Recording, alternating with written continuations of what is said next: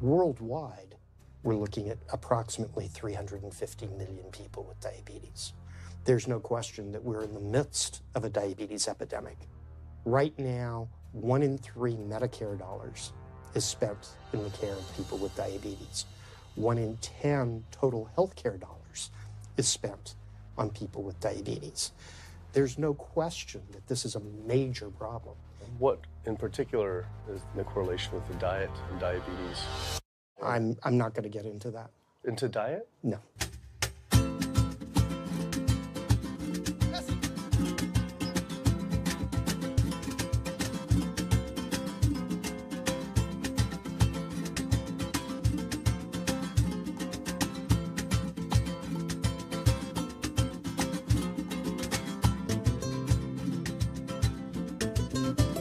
My name's Kip. I'm a filmmaker from San Francisco and I have a confession to make.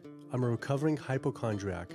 Like so many of us, I have a family history of diabetes, heart disease, and cancer. My dad had his first heart bypass at 49, his second at age 50. My grandpa died young from diabetes complications, and both my other grandpa and grandma died of cancer. I was always paranoid that I would also get one of these diseases. Like any good hypochondriac, WebMD Symptoms Checker was essentially my browser's homepage. Even in my teens, I took Metamucil every day and a daily aspirin. I read all the latest self-diagnosis books. I ate every multivitamin I could get my hands on, and I was obsessed with bodily functions. I followed all the large health organizations' recommendations for preventing disease. I exercise regularly, don't smoke, don't drink soda, get enough sleep, reduce stress, and grew up eating what I thought was a healthy diet.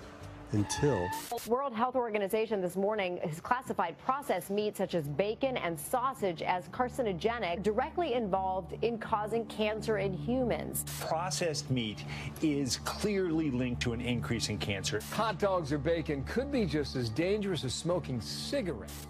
The World Health Organization had looked at over 800 studies from 10 different countries, finding a direct link to consuming processed meat and cancer. Just one serving of deli meats daily increases your risks of colorectal cancer by 18%.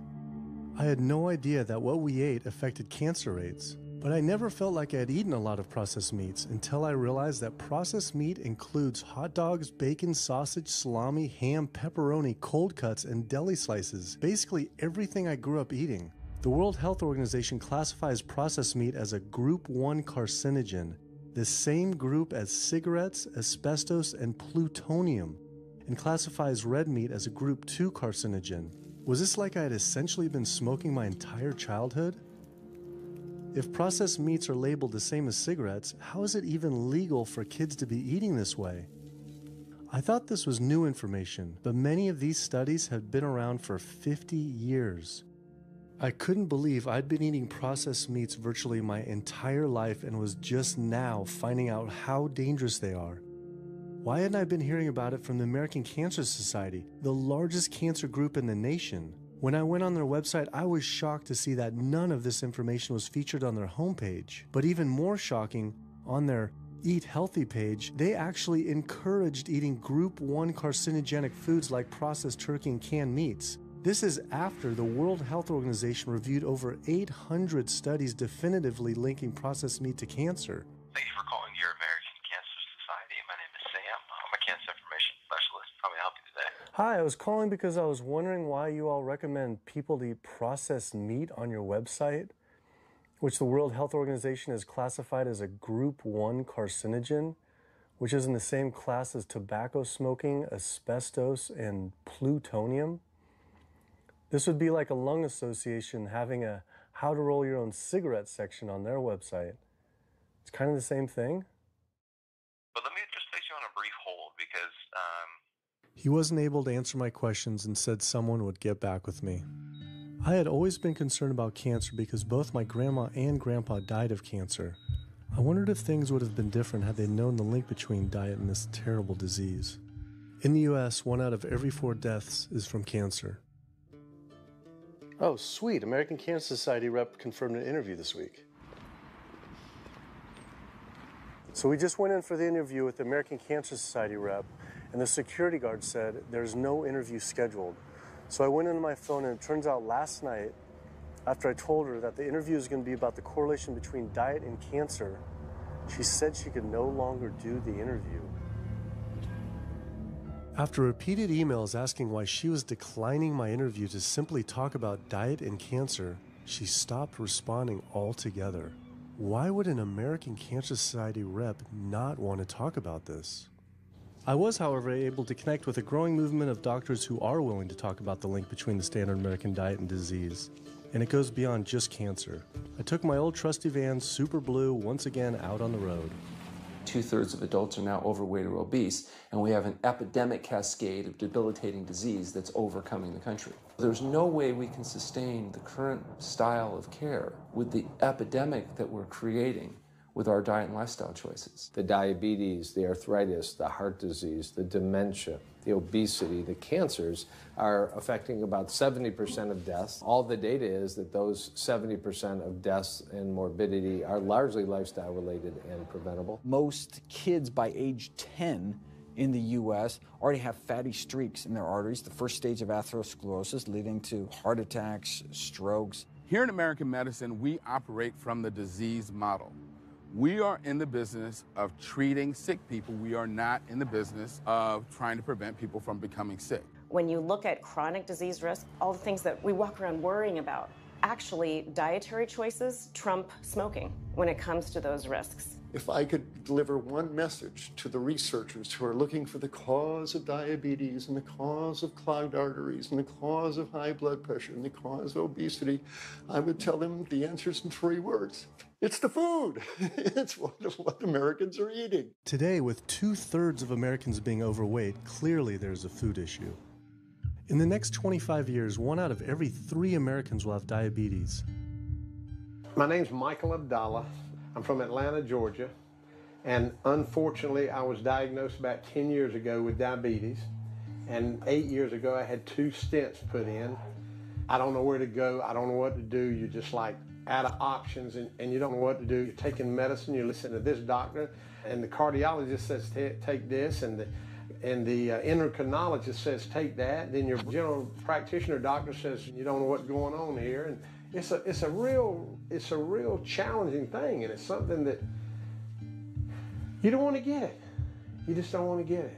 Government and media almost exclusively blame lack of exercise and sugary foods as a cause of diabetes. But I wanted to talk with an actual expert on the role of diet and diabetes. I went to speak with premier physician, diabetes expert, and researcher, Dr. Neil Barnard. What role does sugar play in causing diabetes? It drives me crazy. Diabetes is not and never was caused by eating a high carbohydrate diet, and it's not caused by eating sugar. The cause of diabetes is a diet that builds up the amount of fat into the blood. I'm talking about a typical meat-based, animal-based diet. You can look into the muscle cells of the human body and you find that they're building up tiny particles of fat that's causing insulin resistance. What that means is the sugar that is naturally from the foods that you're eating can't get into the cells where it belongs. It builds up in the blood, and that's diabetes. I had never heard that meat was associated with causing diabetes. We had always been told that sugar or obesity caused it. Renowned weight loss bariatric surgeon Dr. Garth Davis, though, agreed. Everyone thinks that you get diabetic because of carbs. They did a huge study in that EPIC study, 500,000 people. Carbs consumption was inversely related with diabetes. In other words, the more carbs someone ate, the less diabetes they had. But meat was strongly correlated. Get that aha moment. The starches, the carbs are good for you. They're not bad for you. This idea that carbs make you fat is utterly ridiculous. Carbs cannot make you fat in and of themselves. We have storage in our muscles and in our liver for carbs called glycogen. So when we eat carbs, we either store it or we burn it. Now, eat fat, that goes straight to your fat. Your body can't turn those carbs into fat unless you're really overdoing the calories. Obesity, it's a death sentence. You're at much higher risk of getting cancer. You're almost certainly going to get diabetes. I mean, no one wants to fat shame, and we all want everybody to be comfortable with our bodies, but this movement to be comfortable with our bodies has made us comfortable with being sick, and that's a huge problem. I go into the hospital and I look around me, people on dialysis, all these sick people, and just about every disease in there is because of what people are eating. Here's the thing. If I eat a sugary cookie, The sugar lures you in like the Trojan horse, but waiting inside that cookie is a huge load of butter or shortening, and that's what fattens you up, and that's the part that leads to the diabetes. It's the fatty foods, not really so much the sugar. It's not that sugar is good for you. There's no nutrients in it. It's excess calories. But when you eat sugar, you don't get inflammation right away. When you eat sugar, you're not getting plaques forming in your vessels. When you're eating sugar, your body's going to store most of it as glycogen or burn it as calories. And so this focus on sugar has taken all the focus off meat, dairy, eggs, pork, turkey, chicken. People need to understand, if their child gets diabetes, you've just taken 19 years off their lifespan. We're talking life and death. I realized there was so much more about diet and disease that I hadn't ever learned. It felt as if this information had been practically withheld. Processed meat causes cancer. Sugar doesn't cause diabetes. I had doubt about the claims these doctors were making, so I did some searching on my own. Harvard researchers looked at 9 prospective studies finding that just one serving of processed meat per day increased risk of developing diabetes by 51%. The link between eating meat and developing diabetes became undeniable. But when I went on the leading diabetes organization's website, the American Diabetes Association, not only did they not have this information front and center, they were featuring recipes for red and processed meat. And on their recipes for healthy living, they had bacon-wrapped shrimp? What the hell? All right, send an email to American Diabetes Association, see if they'll get back to us. As destructive as diabetes is, it pales in comparison to heart disease. Over 17 million people die every year from cardiovascular disease. It is the leading cause of death around the world. Nearly 1 out of every 3 people will die from this disease. The amount of people who die from cardiovascular disease is the equivalent of 4 jumbo jets crashing every single hour, every single day, every single year. My name is Amy Resnick, and I'm from Swampscott, Massachusetts, a little bit north of Boston. And I recently went to my doctor for asthma because I had a very hard time breathing. And while there, she did some blood work, and one of the tests was C-reactive protein, and on a scale there was a scale of 1 to 3, 1 being low for cardiac event, 3 being high for cardiac event, and my number was 10.82. What does that mean? That means I am on the road for a heart attack, and she said probably within the next 30 days. 30 days? 30 days, if I'm going the way I was going. I take this for my heart arrhythmia, take this for pain, oxycodone for pain, and lorazepam for stress, cyclobenzaprine for a muscle relaxer. Also take Topamax and Prozac. And I also use a CPAP machine to help me breathe. And my asthma has been so bad this past year, I use it during the day as well to get some air. I am tired when I wake up. I'm tired during the day. I take a nap. I'm still tired. I can't breathe. And I know I need to make a change for my health, or else I'm not going to be here for my family. When we speak of heart disease, I would say the role of alcohol is pretty small. The role of sugar is very small too. Smoking is big, but the good news is that most people have quit or never did smoke. The problem with animal-based diet, its contribution to heart disease is huge, and it is pervasive.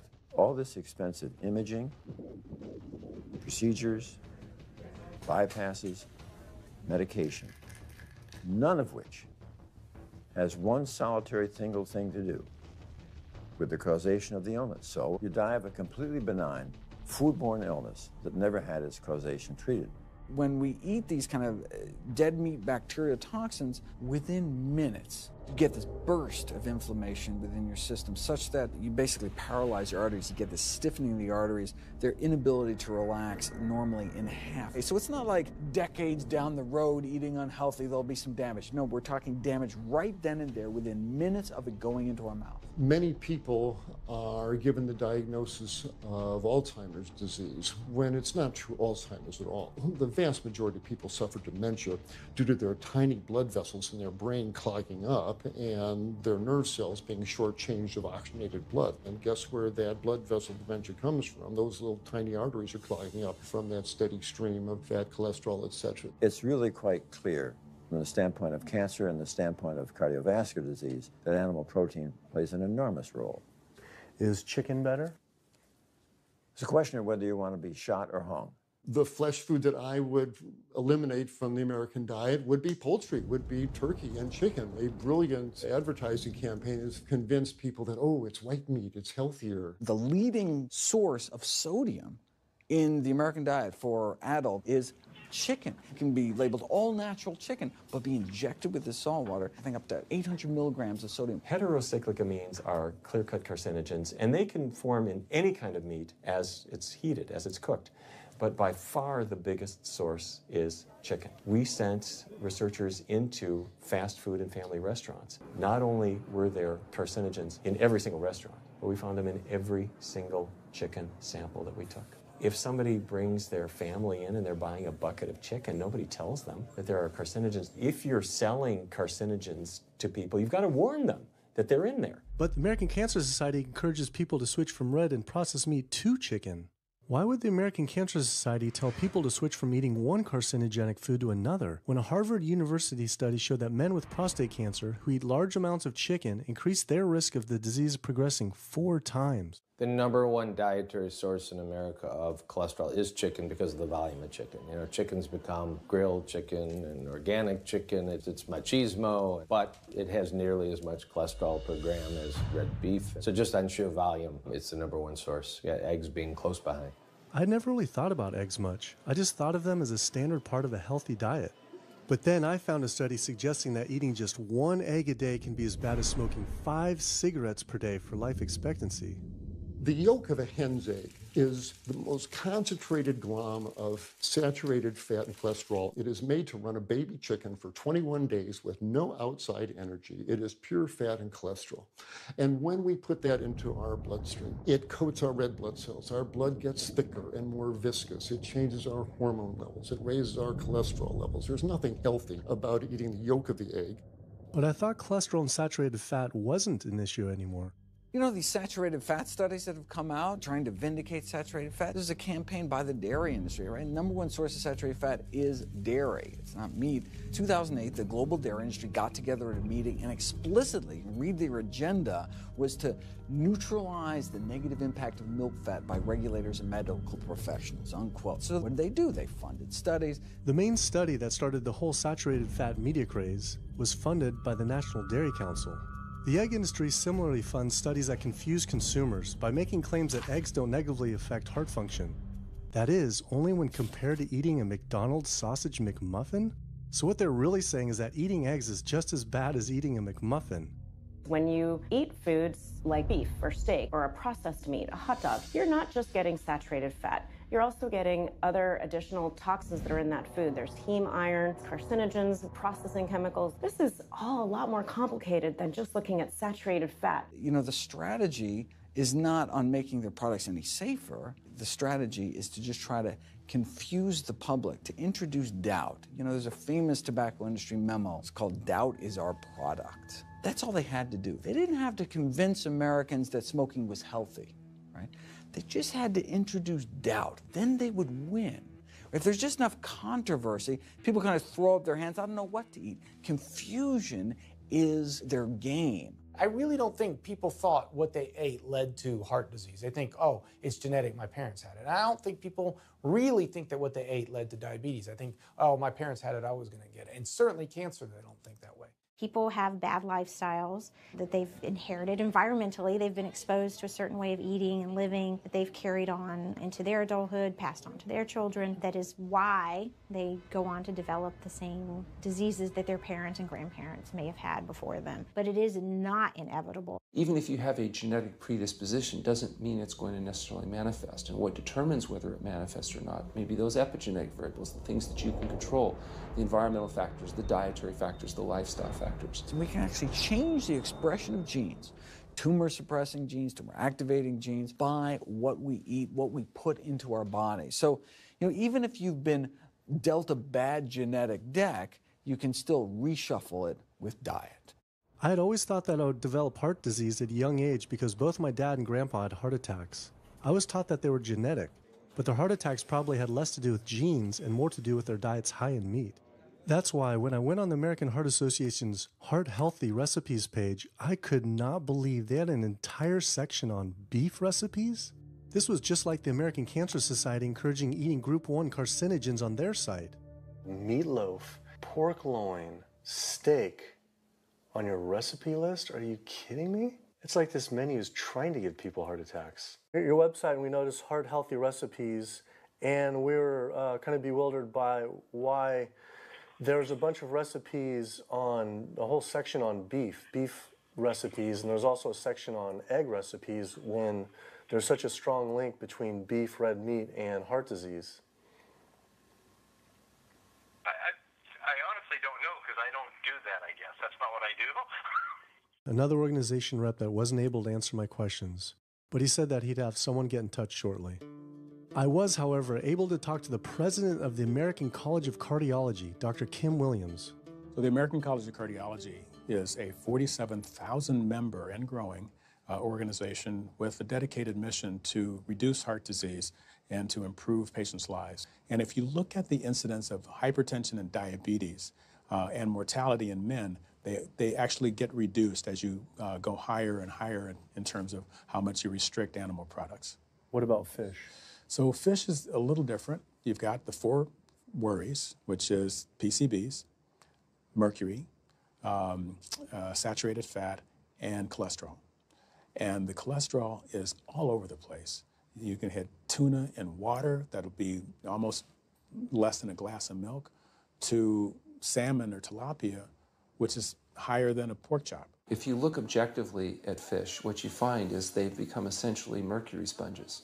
And that's why in many parts of the country they warn you, don't have more than so many of these fish a week because it's getting too much mercury can kill you. Fish are eaten by bigger fish who are eaten by bigger fish, and these pesticides and herbicides bioaccumulate in the fish flesh. And these big fish, including the salmon, which people think is the healthiest fish, truth is the amount of pesticides and herbicides in the flesh of these fish are shocking, and they have estrogenic and cancer-promoting properties in them. They'll say, well, but don't sardines have less concentration of toxic waste product than other ones?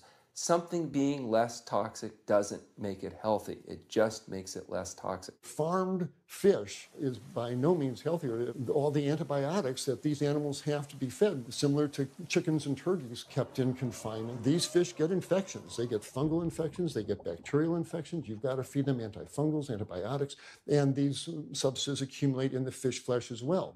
I always knew that pollution was bad for our health, but I had never thought about the environmental pollutants affecting food. Dioxins, being the most toxic man-made chemicals known to science, cause all sorts of things. They cause endometriosis, they cause cancers, they cause endocrine disruption problems. Most of your exposure, 93% of it, comes from eating meat and dairy products because it climbs up in the food chain so effectively. So you can get exposed to living near these incinerators and breathing it, but it'll take you 14 years to breathe in as much dioxin as a cow will ingest by eating the grass in one day. And that dioxin will accumulate in its fat, which includes the milk and the meat, and anyone eating meat or dairy products is going to get that dose of dioxin, so it climbs up the food chain every step. Men have no way in their bodies to get rid of dioxins, but women have 2 ways. They're both involving having a baby. One is that dioxin crosses the placenta into the growing infant, and the other is that it comes out from the breast milk. So if you have a meat and dairy consuming mother breastfeeding that infant, then the highest impacts of toxic exposure like mercury and dioxins will go to that infant. Pregnant women are told, oh, certain types of fish should be avoided. But what about all these other animal products which are introducing, imagine as the fetus is developing, introducing these very harmful toxins which create reproductive abnormalities, developmental problems, and hormonal issues right as the child is developing, the most critical stage of development. It does make you worry when people say, don't you want to have a little bit of milk because you're pregnant? Don't you want to have some fish because you're pregnant? Who do you think is going to get the chemicals that are in that? All these environmental toxins and toxins from the feed that they're being fed accumulate in their tissues and are released into the mother and unfortunately to the child when you eat these products when you're pregnant. So this includes antibiotics, hormones, steroids in animal feed. Commercial animals are largely fed GMO corn and soy, which are very laden in pesticides. PCBs have been banned since the 70s, but they persist in the environment. Dioxins, all of these compounds can create hormonal, reproductive, developmental damage as well. Eating organic beef, poultry, pork, or fish will not help you avoid contaminants like mercury, like dioxins, like strontium-90, because they fall out over all sorts of farm fields and water bodies, and they don't skip over the organic fields.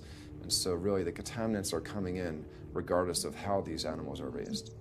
I had always been concerned about the possible health impacts of GMOs, but then found out that most of the world's GMO crops are actually consumed by livestock, with dairy cows consuming the most per animal. This fact, with everything I'd learned about bioaccumulation, made dairy terrifying, especially considering how much cheese I ate in my life. Cheese is an amazing product when you think about it. It's probably one of the single best foods at compromising health that you're going to actually feed to people. Think about it. You've got an animal product, so you've got all the issues of biological concentration. You have a highly processed food product, and not only does it have naturally a lot of saturated fat, but you put a lot of salt into it. There's a strong link between dairy foods and autoimmune diseases, and so that can show itself up as excessive production of mucus and exacerbation of asthma in kids who are prone to that, and even adults. And also there's an association between dairy foods and multiple sclerosis and type 1 diabetes, which is an autoimmune disease, and other rheumatologic problems. Cow's milk is baby calf growth fluid. That's what the stuff is. There's absolutely no child or human on earth who actually needs the milk of a cow any more than they need the milk of a giraffe or a mouse. Most people in the world are lactose intolerant. I mean, that's the normal state of affairs. Why would your body create this enzyme to digest lactose after weaning, after infancy? It doesn't make any sense. 73% of African Americans are lactose intolerant, 95% of Asians, roughly 70% of Native Americans, and about 53% of Hispanic Americans are lactose intolerant. Our government is encouraging Americans of color to eat foods that it knows is going to make them ill. Ultimately, what that boils down to is the government is telling me as an African American to eat food that's going to make me ill for no health benefit so that it will benefit dairy farmers as a form of institutionalized racism. Yeah, milk is a risky food for human consumption. As a pediatrician, I see on a daily basis children suffering from conditions that are linked or associated to dairy consumption, such as eczema, acne, constipation, acid reflux, iron deficiency, anemia. Cow's milk protein is the most allergenic food. People say, well, no, I want hormone-free, not injected with bovine growth hormone.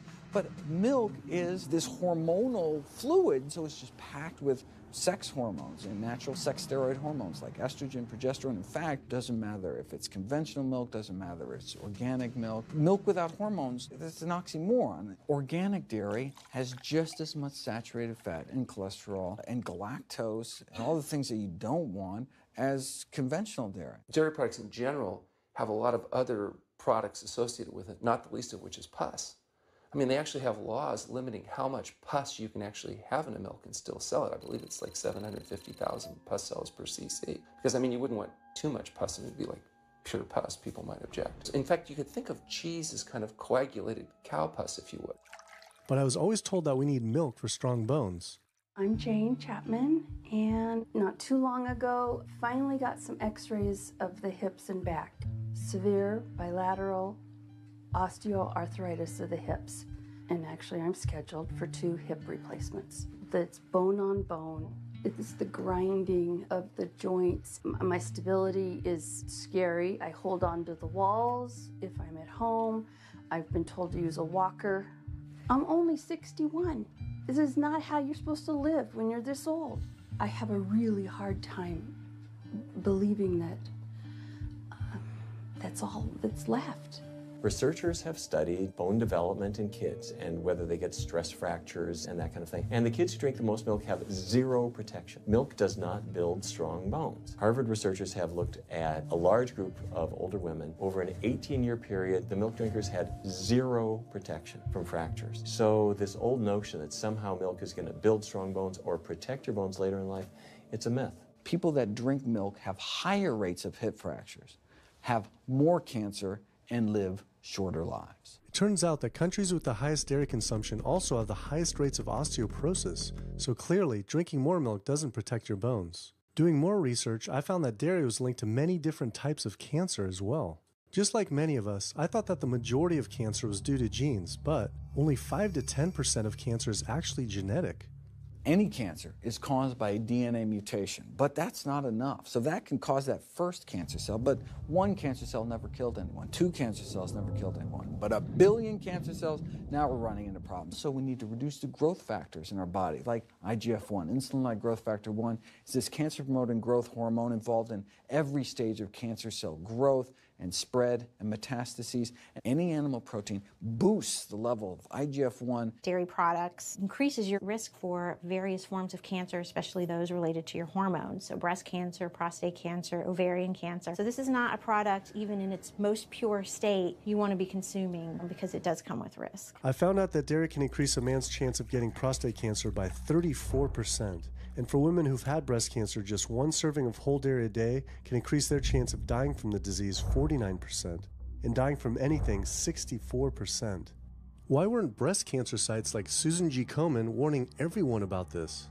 For calling Susan G. Komen, this is Jocelyn. How may I help you? So we're wondering why you don't have a huge warning about the dangers of consuming dairy on your website when there's a direct link to breast cancer. There was a study published in the Journal of the National Cancer Institute that found out women consuming dairy who has had breast cancer increases their risk of dying of breast cancer 49%. I was wondering why it's not on your website. We cannot answer these types of questions. Once again, another health organization rep saying someone else would have to answer my question. Rather than risk being stood up again, I went straight to the local Susan G. Komen chapter to see if they would answer my questions.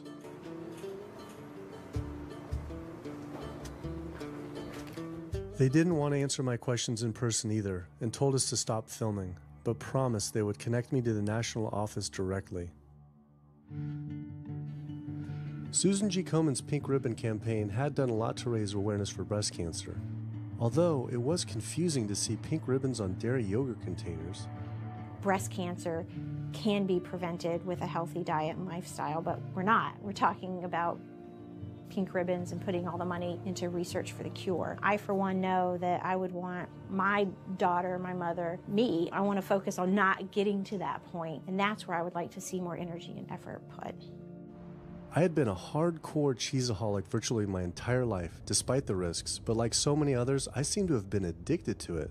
It turns out that the casein protein, that's the main protein in dairy products, and particularly in cheese, it breaks apart in the human digestion to create what are called casomorphins, casein-derived, morphine-like compounds that go to the brain, and they attach to the very same receptor that heroin attaches to.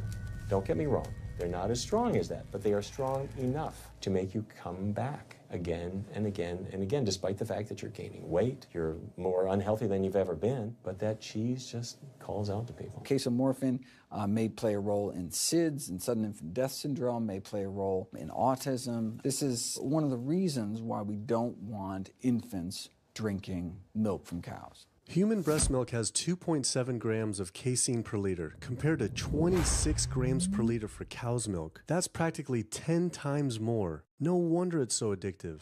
This talk about addiction made me think about all the drugs animals are fed. I went to the headquarters of the Center for Food and Safety, the nation's leading FDA government watchdog group, to see how concerned we need to be about drugs in our food. So that we know of, there are at least 450 different drugs that are administered to animals, either alone or in combination.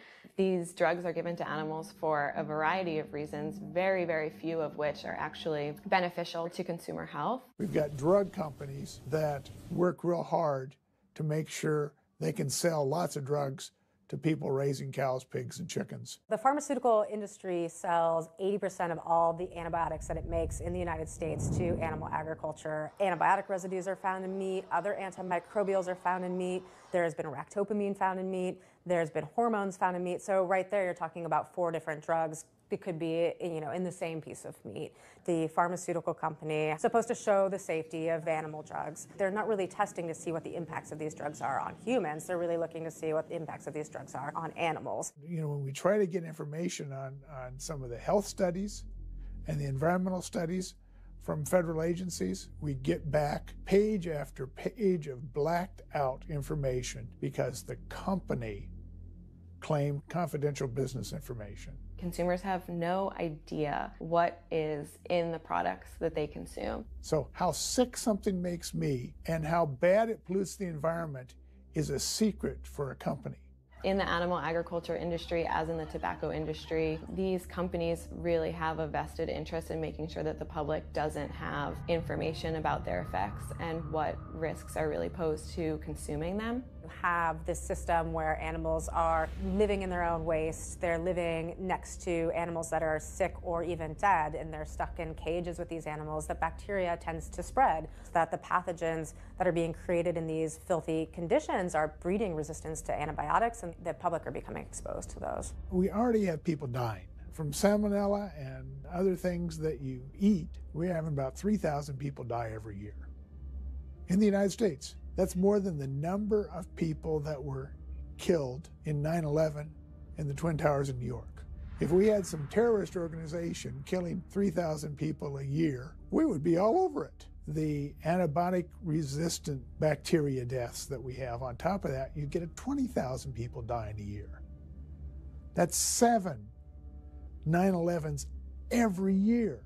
Can you imagine if that many people were being killed by some terrorist group in the United States every year? We would find them.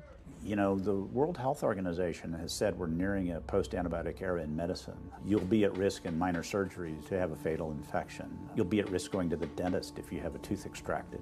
Or it'll be like Civil War medicine. You get an infection in your leg and you cut your leg off. So you have this very dangerous situation. By crowding these animals in, they become a perfect engine for generating a new flu virus that can come out into the community.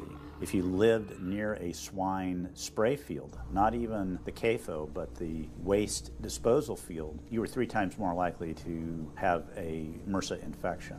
You can't see how it impacts the average person's life in Duplin County, North Carolina, and not be a little upset about it. From an environmental standpoint, from a community standpoint, from all other aspects, North Carolina, we're in a state of emergency. We've already had bouts of swine flu, or H1N1 as they prefer to refer to it. That particular swine flu incident was originated on a farm here in North Carolina. There's approximately the same number of hogs in North Carolina as there are people. Between 8 to 10 times the amount of feces is produced by a hog, an adult hog, as compared to an adult human. 10 million pigs in North Carolina produce the waste equal to 100 million humans. This is the equivalent of the entire U.S. eastern seaboard flushing their toilets into North Carolina. But there's no waste treatment. The pigs' waste falls through slats in the floors of the sheds they are forced to live in. It is then pumped into giant waste pits, which leach into rivers and streams, and is pumped out unfiltered onto fields, further polluting the environment and neighboring health. When you go back and you look at where these hog facilities are located, there's a disproportionate number of them that are located near communities of color, low-income communities. It is definitely a human rights issue. My sister, she have asthma, and you know, her brother, he have asthma. He's 3, and we don't know what she might have. I have asthma, I have sinus, I have sarcoidosis, that's the bacteria, and I have a pacemaker, which is 6 sinus syndrome. But you know, mostly everybody in this neighborhood got asthma or either cancer. My neighbor there died from cancer probably just last year. My nephew down the street, he's got cancer. He's in terminal cancer, stage 4. He's not a smoker, not a drinker. And it's not in his lungs. It's in his lymph nodes. But see, if you live here and saw the way they do, you wouldn't eat no pork. Well, I don't eat bacon because I know where it comes from. When they die, they go into a box and they decompose because they swell especially from the heat. A truck come and pick them up, take them to the processing plant in Rose Hill, round them up into feed, and feed it back to the hogs. If I come out this door, if he's spraying there, it's gonna come in my face. It hit you right in the face. Smell like something that you have never smelled before. It's worse than a dead body. It's the family graveyard. I have my grandmother out there, my sisters, my brothers. When we go to the funeral, he used to spray. During the funeral? During the funeral, yes. During the funeral. Yeah, he spray. And when the people come, everybody be closing their nose up, saying how it stink. They can want to have a cookout on Sunday, he'll spray. Do you think he does it on purpose? I think so, because he just sprays Sunday. He always sprays Sunday. And in most of these area, hog houses and turkey house is in the black area or the Hispanic area. It's either or. Do you think it's also a civil rights issue? Yes. Yes, I do. Yes, I do.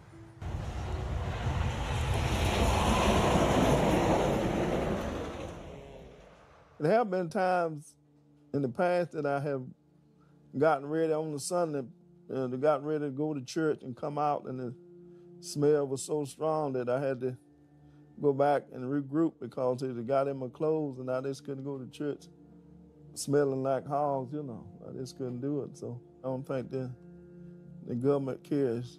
They care more about corporations than do people, individuals. And they're going to keep on, they're going to put more chickens in this state. This is the feast season. You're in capital of the world right here in North Carolina. My state, look, there's a blue line stream right here come into my property almost, and the Contentney Creek right here. I've seen that blue line stream now filled with feces and urine from that hog pen, and they can say, well, we feed the world. They're not interested in feeding the world. They're interested in making money. You take the money away from them, they'll let the folks starve. Because if you want to feed the world, you can feed the world with more corn, using corn and wheat and stuff like that, and you can meat. Meat is a luxury item. When we're doing things that hurt other people, we're wrong. But a lot of good people will sit there and eat bacon knowing that it's causing someone else to be very unhappy. I woke up the next morning to find the Burden River had experienced another massive fish kill from the pollution running off hog farms. Tens of thousands of fish were washing up on shore. All this talk about health, I realized that I was only focused on personal health. But health started to mean so much more to me. It was about health of my family and our communities. I couldn't under good conscience support an industry that I knew was harming others. Pollution from animal agriculture isn't just an issue in North Carolina, though. Raising animals for food produces more greenhouse gases than the entire transportation sector. It is a leading cause of rainforest destruction, species extinction, ocean dead zones, and freshwater consumption.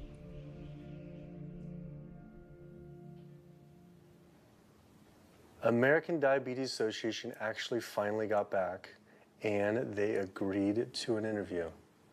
Preparing for their American Diabetes Association interview, I took a look at their diabetes diet and meal plan recommendations, and they were loaded with foods associated with causing diabetes. How could they expect people not to get diabetes if this was the food they were recommending? And then, I saw multiple peer-reviewed studies published on the National Institute of Health website showing that a low-fat, plant-based diet was more than twice as powerful at controlling and even reversing diabetes than the ADA recommended diet that included meat and dairy.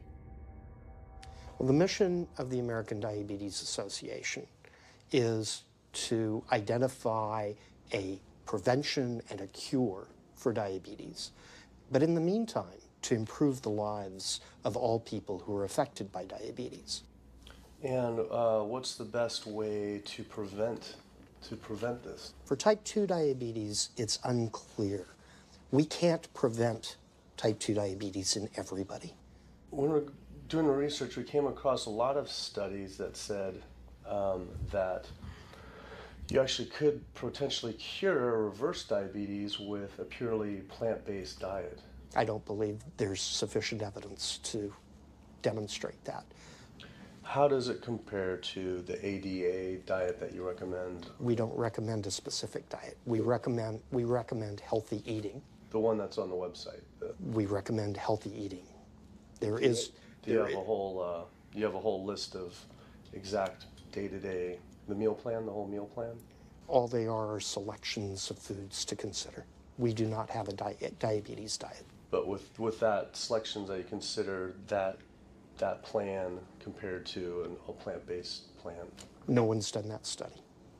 We found actually some studies, that a 74-week study found that low-fat vegan diet versus the ADA plan in type 2. I think we're done here. I'm not going to get into an argument about. Oh no, I was just wondering the studies of if this is true or if it shows that. Or... Any diet works. Any diet works if people follow it. But if it's a diet that's not the proper diet, like if anyone follows a diet that they eat I can't tell you what a proper diet is. I can tell you what an improper diet is. So then we can talk about the good diets. I'm not sure why. I'm not going to get into that. Into diet? No. Why If that's where you want to go with this, I'm sorry, I'm not the person that you should be talking to. And why is that, though? If that's what you want to get into, I'm not the person you need to be talking to. Who do we talk to about diet? You can talk to anybody you want. But that's interesting, though. Why not recommend a diet? Because the data don't exist to support it. But if we see data that we looked up that supports it with, like, you know, the NIH, in Europe, the European Association of Studies. We're done. I'm sorry. I'm not going to get into that argument with you. No, it's not an argument. I'm not going to get into the argument. Why is it an argument? It's just talking about in European study of diabetes and other places that have studies, why... There are lots of studies. Why is it even an argument? There are lots of studies in the literature, many of which have never been replicated or, frankly, are wrong. That's why we do peer review, okay? The European Association of Study of Diabetes has been peer reviewed? Or I don't know what study you're referring to, and in the absence of being able to see that study, I'm not going to comment. I could show it to you. I'm sorry, I don't have the time for that. I just don't understand why it's an argument, though. Okay.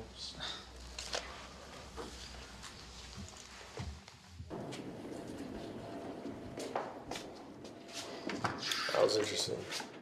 What he wanted to talk about was people living longer with diabetes.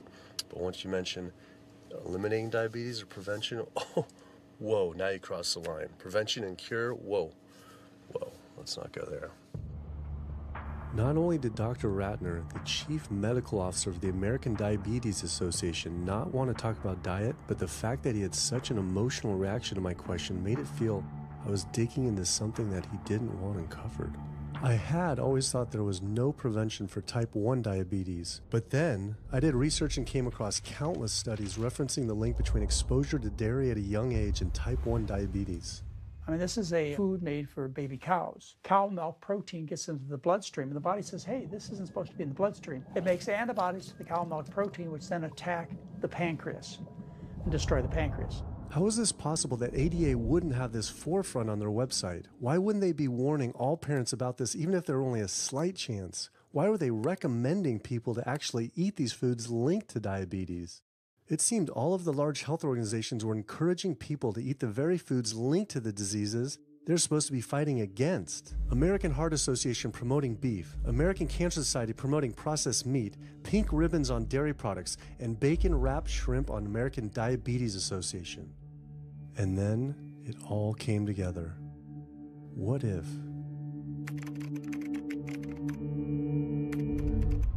And there it was. The American Diabetes Association was taking money from Dannon, one of the world's largest dairy yogurt producers, Kraft Foods, makers of Velveeta processed cheese, Oscar Mayer processed meats, Lunchables processed kids meals, and Bumblebee Foods, makers of processed canned meats. American Cancer Society was taking money from Tyson, one of the world's largest meat producers, and Yum Brand, owner of Pizza Hut, KFC, and Taco Bell. Susan G. Komen was supposed to be fighting breast cancer, was corporate partnering with KFC, Dietz Watson Processed Meats, and Yoplait Yogurt. And the American Heart Association was probably the most disturbing of all, taking hundreds of thousands of dollars from the beef industry, poultry, and dairy producers, and millions from fast food and processed food manufacturers.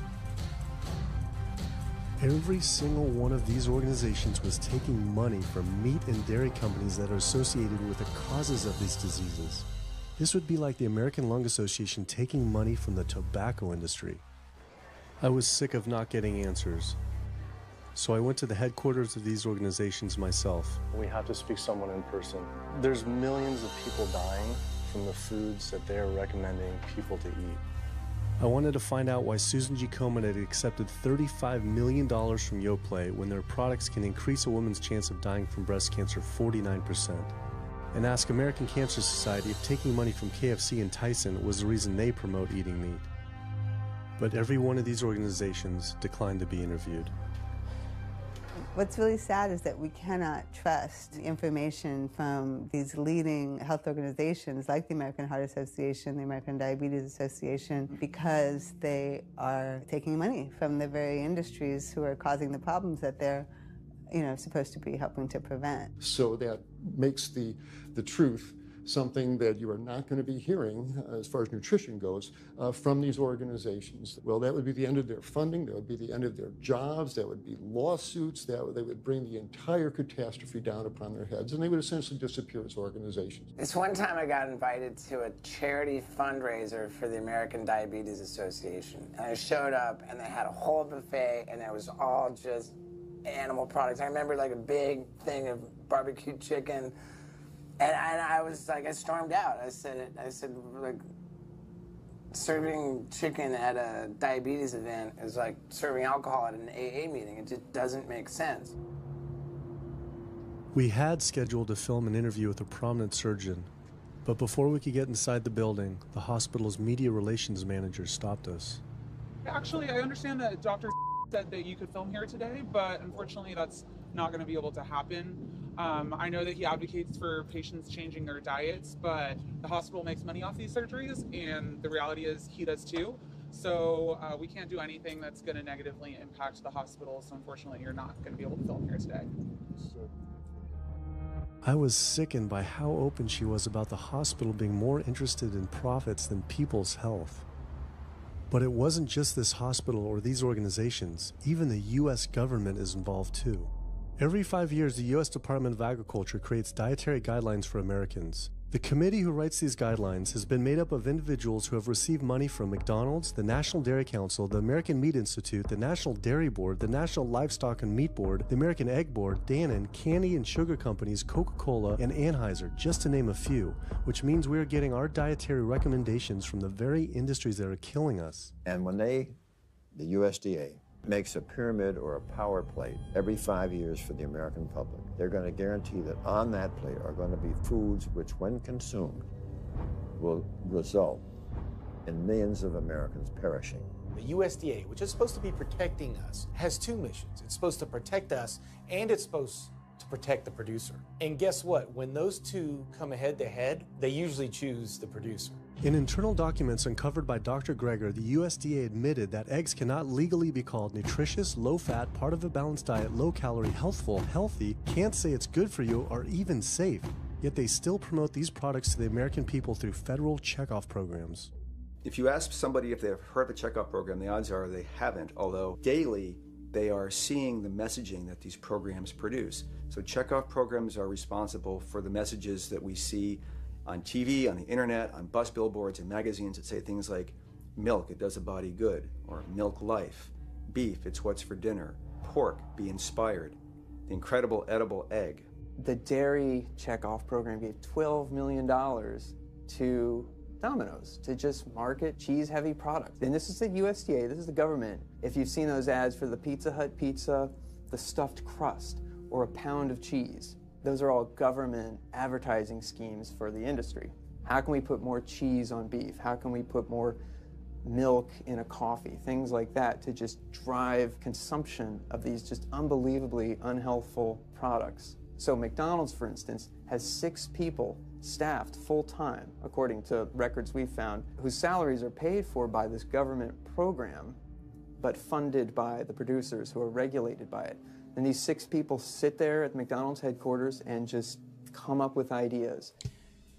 Triple cheese decker McCheese muffin stuffed bacon cheese slider? With extra cheese? No. Yes. You don't think of it on a day-to-day basis that these are government programs. The Wendy's bacon double cheeseburger, government program. The steak fajita at Dunkin' Donuts, government program. You would just never think that this just pure garbage from a food standpoint is coming from a federally funded program. That's one of the things that makes checkoffs so incredibly creepy, is that it is our government telling us, eat more beef, drink more milk, eat more cheese, eat more pork. One of the very effective ways that the dairy industry promotes its products is to reach children because kids are impressionable, they're going to be consumers for their entire lives, and you might as well get them while they're young. So dairy spends at least $50 million promoting its products in public schools throughout the country with posters with people with milk mustaches and messages like milk, it does a body good, or milk life. Targeting young people, right? The tobacco industry had to keep replacing their customers who are dying with new customers. The meat industry knows they have to target young people. That's why we have these foods in schools and marketing messages at a younger and younger age for kids to get hooked on all the wrong kinds of foods. So there's all kinds of parallels. School districts where processed meats are all over the place. Maybe it's going to be bacon on the menu, sausage, hot dogs, or a pepperoni pizza. Any of those things are processed meats, and those are pretty much the worst of the worst with a direct link to colon cancer. And yet you have every day in the schools meal items with processed meats. If the Surgeon General puts warning labels on tobacco because of their cancer risk, why aren't the same warning labels on meat? Based on the publicly available data, we know they spend at least $557 million promoting their goods through checkoff programs. We know that they spend at least $138 million lobbying Congress. We expect that they spend a good deal more than that in figures that simply aren't publicly disclosed. The industry's lobbying power is so strong that they can create laws and push through legislation that doesn't benefit Americans in any way, such as ag-gag laws that criminalize whistleblowing or photographing abuses by this industry. Activists in the U.S. can be charged as terrorists for disrupting the profits of any business that uses animals under the Animal Enterprise Terrorism Act, to the even more ridiculous ones like cheeseburger laws. A cheeseburger law is a law that says a plaintiff cannot recover against a manufacturer, distributor, or retailer on the theory that the food made the plaintiff obese or caused an obesity-related disease. Cheeseburger laws are a direct response to a problem that the tobacco industry has had. Big Tobacco has paid $400 billion to state Medicaid programs. Cheeseburger laws proponents say, we don't want to see the same kind of thing happen to the meat and dairy industries. The fact that these laws are based on a model template called the Common Sense Consumption Act is actually ironic, because what they're saying is, you, the consumer, should have the common sense to know that our food is bad for you. I've often typified the meat industry to people who maybe don't understand its power and reach, as it's got all the money of big tobacco and big pharma, and it has the personality of the National Rifle Association. So any little thing that comes up, man, they beat it to death.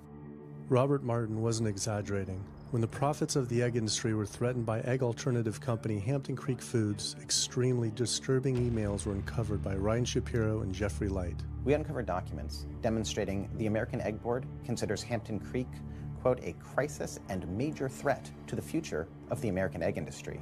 The American Egg Board considers a successful egg replacer company to be such a threat that they joke on their government email addresses about murdering the CEO. In internal government emails with the heads of the egg industry, they suggest having the CEO of Hampton Creek, Josh Tetrick, murdered, including a menacing email from the executive director of the American Egg Board.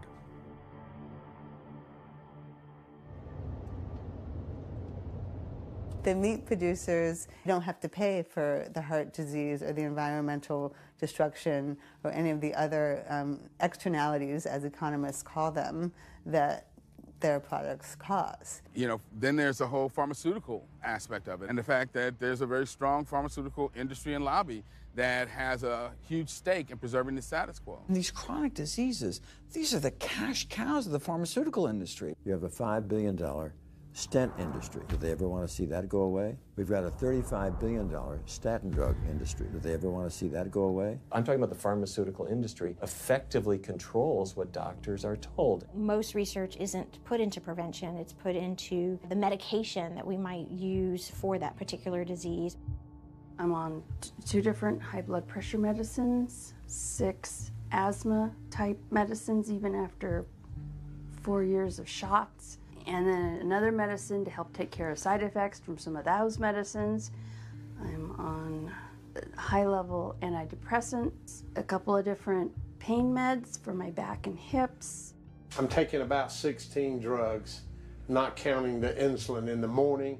I take insulin morning, insulin night, 32 to 34 units of insulin. Lantus to be exact.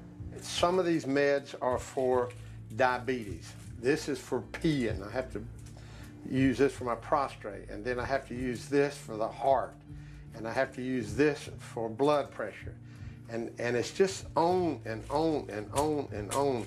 The doctors are telling me this is what I've got to do for my whole life, and it's frustrating, and it's very stressful, and I don't know how long my liver's going to last taking all this stuff.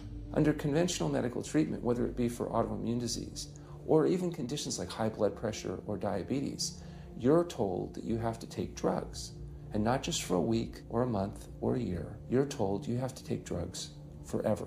You're guaranteed that if you follow your doctor's advice, you'll be sick forever. You'll never get well. That's the guarantee. Because the strategies are all about manipulating the symptoms, not dealing with the underlying cause. You come in with that diagnosis, you get a bunch of pills that have nothing to do with the disease causation, or you get these procedures that have nothing to do with disease causation. It's a deception to say this pill will help you unclog your arteries, this one will save you from a stroke. No, it doesn't. The people who take the statins, etc., they still get their heart attacks, they still get their strokes. This does not reverse disease. This does not make plaques smaller. This is a fraud of massive proportions. In the U.S., treating chronic disease such as heart disease, cancer, and diabetes is a $1.5 trillion industry.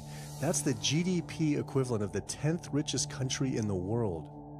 I went back and dug deeper into the health organization's funding, and there it was again.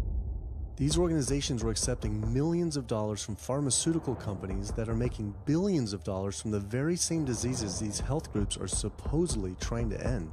It seemed like a major conflict of interest, unless ending these diseases isn't really the goal. The pharmaceutical industry spends more money on lobbying than any other single industry. Just like animal agriculture, they are so powerful they write their own laws that have had activists in prison to silence them. Government's in bed with anyone that gives them the most money, which is the pharmaceutical industry, which is the animal ag industries. Like, they are pumping the government full of money and resources, and in return the government's giving them what they want: subsidies, imprisoning activists that go against them. And I think it's quite telling that these industries are working so hard and spending so much money to criminalize people for simply taking a picture, for simply recording what's going on inside of these facilities and making it known to the public. They're behind walls.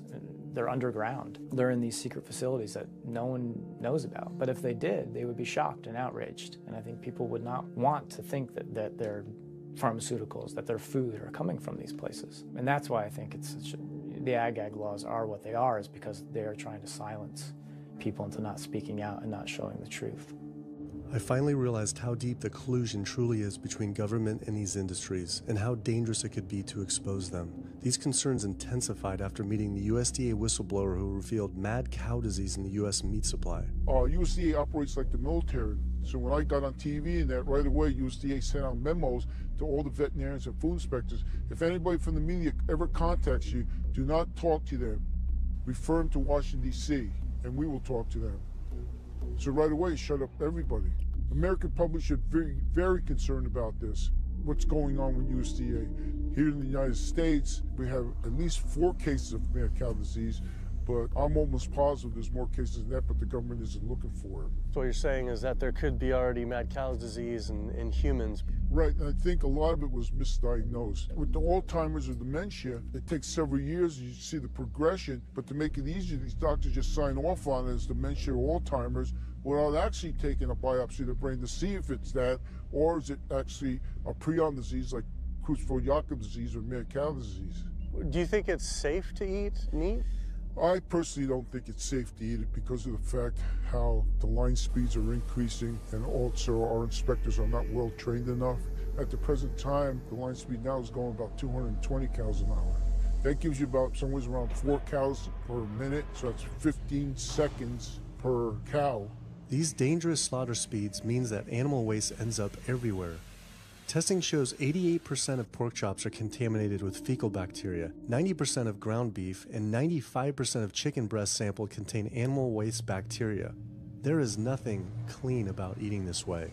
But it just isn't waste, it's also pus-filled infections. You can see there's a bump or some kind of abscess underneath the hide.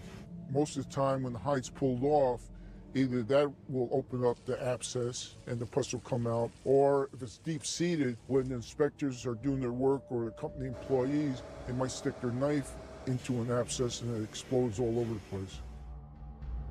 I had heard enough. I was utterly disgusted by the corruption, the greed, the disease, and the abuse I was learning about.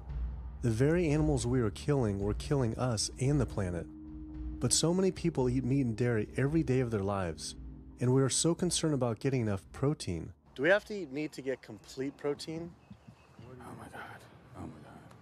You want me to jump off this building, don't you? Well, first of all protein is made by plants. I'll state that again for the record. All protein is initially made by plants. All of it. And it is not necessary to eat animal tissue in order to get protein. Only plants have the ability to actually take nitrogen from the air, break those molecules apart, and incorporate that nitrogen into amino acids and then make protein. Any protein you get from an animal is simply recycled plant protein. If you ate a diet that was calorically adequate, and even things like brown rice and broccoli, and you got enough of it, you'd get enough both quantity and quality of protein. 2,000 calories of brown rice and broccoli is going to be about 80 grams of protein a day, including the essential amino acids that you need in order to maintain optimum health. I mean, grains are loaded with protein. Beans are loaded with protein. Vegetables are loaded with protein. You really want to get your protein from plants because plant proteins have a much more beneficial effect on our physiology. The funny thing about protein is most Americans get about twice the amount they need. Most Americans get less than half the amount of fiber they need. But the conversation tends to always be about protein. So in my mind, it's just this magical marketing campaign that protein has taken on over the decades. The question is not where do you get your protein, it's where do you get your fiber? I have never in my professional career seen a protein deficiency. I've never seen someone come in eating normal amounts of calories and they're protein deficient. You just don't see that. So human milk has the lowest protein content ever in any species ever tested. I mean, that's the fluid that's been designed by evolution over millions of years. And that's just like the perfect food for human babies, right? Perfect food, lowest protein content any other mammal. And so it gives a sense of kind of protein requirements for anything. So look, then rat milk, ape milk, donkey milk, any milk has ever been tested. And you hear this a lot in bodybuilders. They're like, well, I need, chicken, or I need fish to be, to be strong, to build muscle tissue.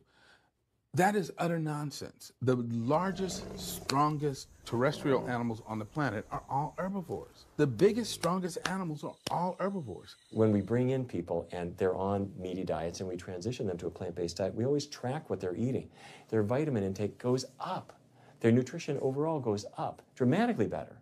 And these same people might worry in advance, will I get the nutrition that I need on a plant-based diet? The fact is, you're not getting the nutrition you need on a meat-based diet, and you're going to get dramatically better nutrition on a plant-based diet. For an average-sized guy like myself, I need about 56 grams of protein a day. That's optimum. Probably I really need 30 to 40 grams a day. Diets that are really high in these protein create diabetes, create heart disease, create cancer, create the diseases that I'm treating on a daily basis. But this is the opposite of what all the high-protein diet fads say. The food you eat determines the bacteria that live in your gut. While you eat animal flesh every day, you are summoning up bacteria that eat carnitine. And those bacteria will turn that carnitine into a molecule called trimethylamine. Your liver then turns that into trimethylamine oxide. That's a molecule from hell. That molecule drives cholesterol into the artery walls. And the people who are consuming this flesh-based diet are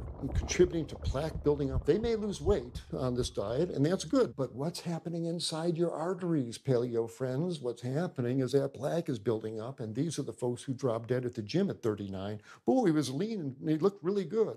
But where is that cholesterol going? It's going into your artery walls. So I believe these paleo folks are setting themselves up for an epidemic of clogged arteries, colon cancers, autoimmune diseases. This is not a healthy diet. We are not carnivorous apes. Humans' closest living relatives are chimps, who get 97% of their calories from plants and the remaining 3% mostly from insects. Comparing the anatomy of true omnivores like bears, who eat both meat and plants, to frugivores like primates, who eat almost exclusively plants, the differences are pretty clear. Frugivore teeth have flat molars for chewing plants, where omnivore teeth are serrated for stabbing and tearing flesh. Frugivore jaws can move forward and back and side to side. Omnivore jaws cannot. Omnivores have much stronger stomach acid for digesting meat compared to less acidic stomach acid of frugivores. The intestines of frugivores is 9 times their body length compared to 3 times for omnivores. This is because meat will putrefy in the gut unless it is moved through quickly. If humans were indeed true omnivores, we would need to change our physiology and appearance quite a lot. But we fit every requirement of a frugivore. We may behave like omnivores, but anatomically, we're frugivores. Human beings, unlike bears and raccoons, and to some extent dogs, don't have that mixed anatomy and physiology that you see in the true omnivores, and thus we are not true omnivores. In humans, the canines have become really small and rounded and actually function like accessory incisors. They're utterly useless for ripping and tearing anything other than an envelope. So the idea that the mere presence of the canine somehow means that we're supposed to eat meat is silly. He was right. I always thought my canines were for meat, but what kind of animal could I actually kill and eat raw with these tiny teeth? The thought alone was disgusting. I mean, everybody loves a smoothie made with fruit and even some vegetables, but if you think about putting a fish or a piece of beef in a blender and grinding it up, the thought is absolutely repulsive. All these diseases I had learned about were from eating a diet our body wasn't designed for. What would happen if we started eating a diet our body actually was designed for? The data is crystal clear that you can stop and reverse heart disease with plant-based diets, scientifically shown. I've seen it in my own patients. People who adopt low-fat plant-based diets can actually reverse their heart disease, and that literally means watching the plaque start to go away, something they didn't think could happen. My experience with patients is, and those studies show, that when people adopt a fully plant-based diet, their cholesterol levels plummet within a few days. And if you do blood tests in a couple of weeks, you'll see dramatic improvements. Yes, your numbers are going to look great within a week or two. Your cholesterol can come crashing down. In fact, if you're on medications, your doctor may have to pull off your blood pressure medications so your blood pressure don't drop too low because it can work too good. Like that, the side effect is not having to take drugs. In a groundbreaking study published by Dr. Esselstyn following patients suffering from cardiovascular disease, 99.4% were able to avoid major cardiac events by going plant-based. Because it's not just heart disease. It's hypertension, it's diabetes, it's strokes, it's heart attacks, it's several of the autoimmune diseases, lupus, asthma, GERD, osteoporosis. I mean, there's a multitude of diseases, even rheumatoid arthritis. It can be so dramatic. When you see these poor souls with just absolute crippled with rheumatoid arthritis go plant-based, then they come off their medication. I wanted to follow up with Jane Chapman, who had been suffering from severe osteoarthritis, and I could not believe what I saw after only a few weeks of fasting and changing her diet. So it's so amazing. See, like this only a few weeks later. I know. From going from the walker, needing wheelchair assistance at the airport, to strolling down the street, enjoying the fresh air, the sunshine. 2 weeks. It's all it took, 2 weeks to get off all the meds and start to feel the inflammation just kind of drain out of the body, where the movement was much easier. Just a lot of healing occurred very, very rapidly just by doing the right things for your body. When you're treating diseases with drugs, you know, there's one drug you take for cholesterol, a different class of drugs you take for high blood pressure, different class of drugs you take for diabetes. But with diet, a plant-based diet affects all these diseases, one diet to kind of rule them all. The impacts of eating this way go far beyond ourselves. By getting rid of heart disease alone, we would save up to $48 trillion in the USA, 3 times the US GDP. Conditions like high blood pressure, you don't have to take the drugs the rest of your life and be sick forever. What you can do is live in such a way that it gives the body a chance to heal itself. We took 174 consecutive patients with high blood pressure, and 174 people were able to lower their blood pressure enough to eliminate the need for medication. For inflammatory bowel disease like Crohn's, the best remission rates ever achieved through plant-based diet. MS, multiple sclerosis, the best results ever achieved compared to any medical, surgical, any kind of intervention was a plant-based diet. You can see that with every sequential reduction in animal products, people live longer, they have less heart disease, they have less cancer, they have less diabetes. You can actually take human cancer cells, you put them in a petri dish, and you can drip the blood of those eating vegan, get about 72% suppression in human prostate cancer cell growth in vitro. They wanted to try this again with women and breast cancer. So they said, let's see what a plant-based diet can do. After just 2 weeks, their bodies cleaned up. You drop their blood on the same carpet of cancer cells. You can clear off the whole plate. This is after just 2 weeks eating healthy, which raises the question, what kind of blood do we want in our bodies? My background is in industrial and systems engineering, and that was my career path for a long time until I got thyroid cancer, and everything changed from there. I decided that I wanted to try alternative methods and treatments rather than have surgery and have my thyroid removed, which meant I'd be on medication forever, and I didn't want that. I just started reading how a plant-based diet can heal the body, and it has worked for so many people. So I immediately just switched to a completely whole food plant-based diet. After a year, the cancer was completely gone, and my thyroid had shrunk to normal size, and I was completely free of that. This was tough to believe. Couldn't this all just be from eating healthier though, like no sugar? Turns out Dr. Walter Kempner from Duke University back in the 1940s was reversing some of our worst killer diseases with diet alone. And the diet he was using was not only strictly plant-based, but it was made up of white rice, fruit, and table sugar. And he was reversing diabetes, he was reversing malignant hypertension, reversing heart disease, the diabetic complications, reversing diabetic blindness. So these people basically had death sentences, went to him, and were given basically sugar, this horrible diet, but it was strictly plant-based. If this information had been around since the 1940s, why don't all doctors know this? We're not taught about the power of food in medical school. No one is taught that the changes that we make with our diet are probably the single most powerful thing we can do to determine our destiny. It trumps our genetics. Why isn't your doctor telling this? Odds are your doctor never learned any of this. In fact, there was even a bill introduced just mandating physicians get 7 hours nutrition training every couple years, just to kind of stay on top of it. And who came out against that? The California Medical Association. Even the family physicians, the surgeons, all the mainstream medical groups came out opposed. It's 7 hours. That's a lot, even if it's over 1 4-year period. So they're not just kind of neutral, but they're actually actively opposing nutrition education. Ironically, when patients come to doctors with questions, they assume that the doctor knows something about nutrition, and so it's kind of a double whammy that doctors haven't been taught much about nutrition. Why don't we hear about this from dietitians when nutrition is their entire specialty? Turns out the American Nutrition and Dietetics Association puts out nutrition fact sheets written by the industries themselves. The industries pay $20,000 per fact sheet and explicitly take part in writing them. So you can learn about eggs from the egg industry, and you can learn about lamb from the lamb industry. This would be like learning about the benefits of smoking from the tobacco industry. When people are eating meat, I think of it as a bit like smoking. It's sort of Russian roulette. You may not get diabetes, but your chances of getting diabetes, about 1 in 3. You may not get cancer, but your chances, if you're a man, about 1 in 2. A woman, 1 in 3. Your chances of gaining weight, 2 out of 3. It's not all diet, but most of it is. The best thing that you can do to make sure that you empty all those bullets out of the chamber and you're not taking risks with your health is to get the animal products out of your diet and eat healthy foods. I came to True North to help me with my asthma and to lose a little weight, and it's amazing. Just in 2 weeks of changing my diet, don't have to take any asthma medication, no antidepressants, no pain medication, no heart medication, nothing, no medications at all. And it's just incredible. I was taking Oxy and Advil, and I was taking 800 milligrams of Motrin 3 times a day just to get through the day because I was in so much pain. And now, nothing. Wow. Nothing at all. 2 weeks. 2 weeks, So 14 days. All that medication are completely off. Completely off everything.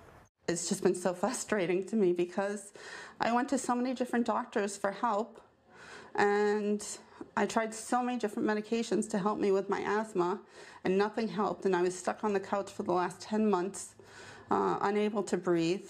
And now in 2 weeks' time, 14 days, I'm off my medication, and I can breathe, and I feel good, and I can walk. My life has changed, and it only took 2 weeks of a whole plant-based diet. That's incredible. Yeah. That is incredible. It really is. That's amazing. It really is. I feel so blessed and so good and just so happy to be doing this, and I'm hoping that I can be a role model for other people and not be pushy about it, because everyone's going to do it in their own time. But thank God my time is now. So. Thanks. Thanks. As powerful as Amy's story was, I knew for some, eating 100% plant-based would still seem extreme. I think there's this sense that everything's okay in moderation, right? But we haven't seen that moderation works. There really isn't a study that shows that by eating meat and eggs in moderation, you can actually turn your heart disease around and get better. But I know people who've given up meat and they felt sick. Yeah, it's unlikely that anybody's symptoms are caused by a dead, decaying flesh deficiency. The lack of highly processed animal food products in the diet is not going to be associated with the causal factor about why they're sick. There is going to be a reason why they're not feeling well, but that's not going to be one of them. So I've had people go vegan, and they come back to me and they're like, I'm hypothyroid, and my doctor says I'm hypothyroid because plant-based diet makes you hypothyroid. I'm like, so what does your doctor tell all his meat eaters that are hypothyroid? What's an animal flesh or dairy that you can't get in plant-based? Cholesterol, heterocyclic amines, E. coli. You know, if you think about it, there is nothing in an animal-based diet that you can't get in healthier form somewhere else. The only other vitamin is vitamin B12. It's not made by plants, not made by animals either, made by little microbes that blanket the earth. So because the way we live in our sanitized world, unless you're eating bacteria-contaminated foods, we need to get a source of B12 from somewhere. And so the healthiest, cheapest, safest source is to get a vitamin B12 fortified food or vitamin B12 supplement, not to get it from meat and dairy. What about people who say they have to eat meat for their blood type or their genes? I mean, it's like I need meat because I'm a Capricorn, or I need meat because I have an A+ blood. I mean, it's like, what do you say? No one has to eat meat. I mean, there's no vitamin, mineral, nutrient that you can't get from non-animal sources. Valentine's Day, I decided to go vegan and give up all meat, which was never in my thoughts in a while, million years, but I've heard so much success from people that are vegan. And so I gave up all animal products whatsoever. I've lost 29 pounds. I've been able to cut my meds in half. I've been able to cut my insulin in half. And now I'm going for the moon. I'm going to cut it all out. In the last 6 weeks, we've just had 3 grandchildren. And my ugly face is going to be around to see them graduate from high school and college. I'm going to be here. My mission is to let everybody know you do not have to suffer from diabetes and cancer and heart disease because someone in your family had it or because the doctors are telling you this is what's going to happen. You can take charge of your health and have a positive outcome just like I did. The reason I'm so committed to this is, my grandmother had diabetes, and I didn't know what I know now about healing the body. And if I did, I feel like she could have lived at least a few years longer.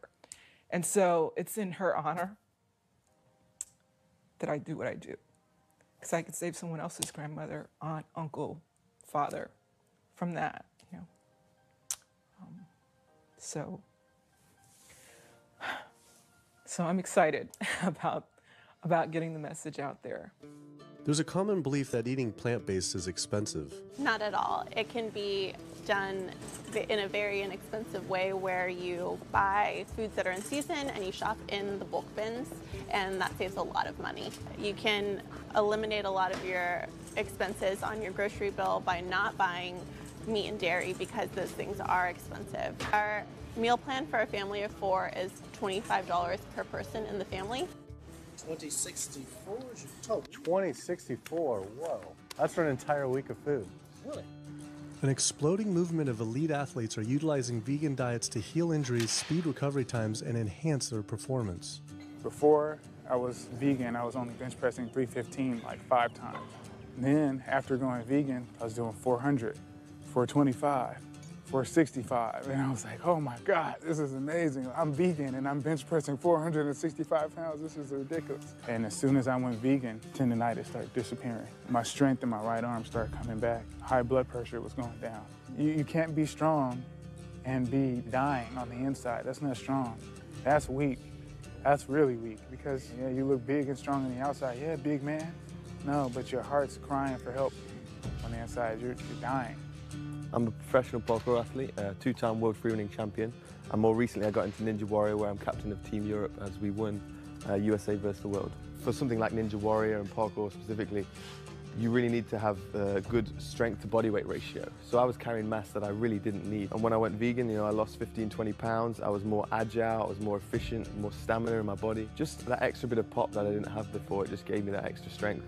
So this is a very vibrant way to live. It can enhance you as an athlete. For me, 100% better athlete than I was before. It unlocked a whole new chapter of my training. The science is there, the health is there, the athletes are there proving that you don't need to eat dead animals to be strong, to be healthy.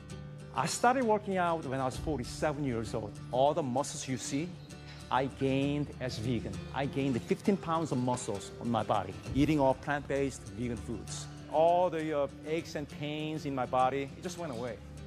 Because I'm not ingesting so many inflaming foods, the acidic foods that animal products are. Gorillas, rhinos, and elephants, they all get their muscles and strength from eating plants. That's what I do. I travel all around the world for my surfing, and I've always been able to eat vegan. I feel like if you want something, you can make it happen. I just don't make any excuses. I would never not be vegan now that I know all the benefits and now that I know how it feels to be vegan.